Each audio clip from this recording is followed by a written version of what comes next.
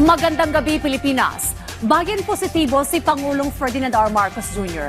na mababawi ng Pilipinas ang titulo bilang top tourist destination sa Asia kasunod ng paglulunsad sa mga bagong pasilidad sa Ninoy Aquino International Airport. Bumungad ang mga bagong pasilidad sa mga umuwing overseas Filipino workers na mainit na sinalubong ni na Pangulong Ferdinand R. Marcos Jr. at First Lady Liza Marcos. Yan ang ulat ni Denise Osorio.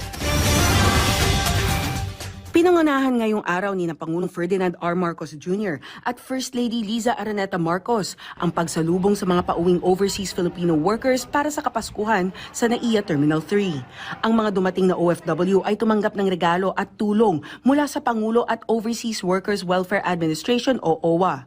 Bahagi ito ng taunang Presidential Pamaskong Salubong Program para sa mga bagong bayani ng bansa. Kasabay ito ng pagbubukas ng mga pasilidad para mas maging komportable at mabilis ang proseso sa mga dokumento ng mga OFW at Pinoy tourists.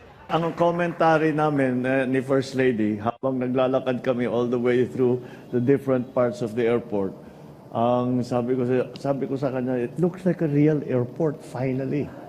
Because it looks like the airports that we go through when we travel in other places. And to finally see the airport at least functioning like a modern airport, the importance is the multiplier effect of this efficiency is quite massive. Bukod sa bagong immigration e-gates, bukas na rin ang bagong ayos na dignitaries lounge at food halls. Sa ngayon, Pilipino pa lamang ang pwedeng gumamit ng mga bagong inilunsad na e-gates na ito.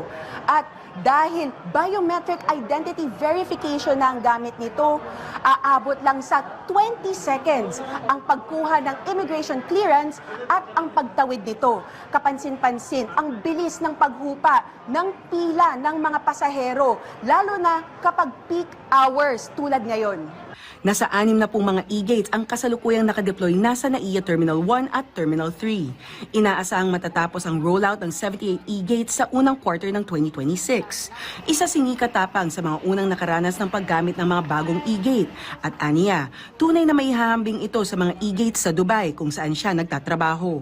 Mas mabilis to, definitely. And as you can see, mas efficient siya sa dami ng tao na dumarating daily. Sobrang bilis and sobrang helpful nito, especially sa mga balikbayan or mga resident.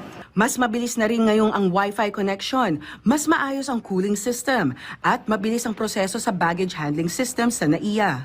Hindi lang sabi-sabi na atin-atin lang na sinasabi natin ang ganda ng airport ay kahit na yung mga nag-aaral tungkol sa kondisyon ng mga iba't ibang airport ay sinabi na maganda na nga ang airport dito sa Maynila.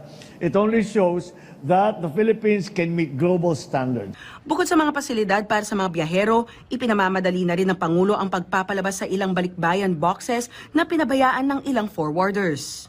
More or less 130,000 balikbayan boxes na nakatenga lang dyan, nag-aantay, hindi alam ang gagawin.